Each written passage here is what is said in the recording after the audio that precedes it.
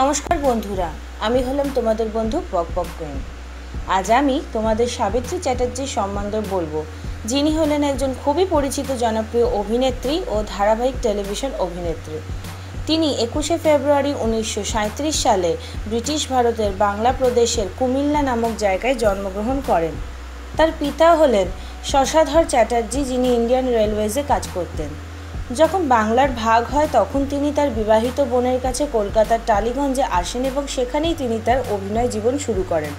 তার 10 জন বোন আছে। তিনি যেই সব চলচ্চিত্রগুলিতে অভিনয় করেছেন সেগুলি হল হাইওয়ে, হেমলক সোসাইটি, পদক্ষেপ, ব্রজবুলি, হিরে মানিক, শেষ পর্ব, ধন্যী মেয়ে, মাল্যোদ্যান, সেই চোখ, পথে হলো দেখা, গৃহদাহ, কুহক, রাজসজ্জা, গলি থেকে রাজপথ, শেষ অঙ্ক, দানের মর্যাদা, পরাধীন, পরেশ, কল্যাণী, বিধিলিপি, প্রাক্তন ইত্যাদি। তিনি যেই সব ধারাবাহিক টেলিভিশনগুলিতে অভিনয় করেছেন সেগুলি হল জল নূপুর, যত হাসি তত রান্না, টাপুর টুপুর, চোখের তারা তুই ইত্যাদি।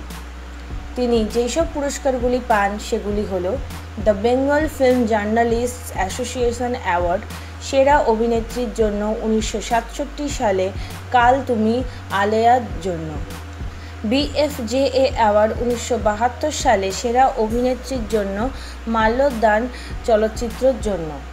2014 সালে ভারত সরকার তাকে পদ্মশ্রী উপাধিতে ভূষিত করেন। সাবিত্রী চ্যাটার্জি অনেক চলচ্চিত্র ও টেলিভিশনে অভিনয় করে আমাদের আনন্দ উপহার দিয়েছেন এবং আশা করছি যে উনি ভবিষ্যতেও এইভাবেই আনন্দ উপহার দিয়ে যাবেন।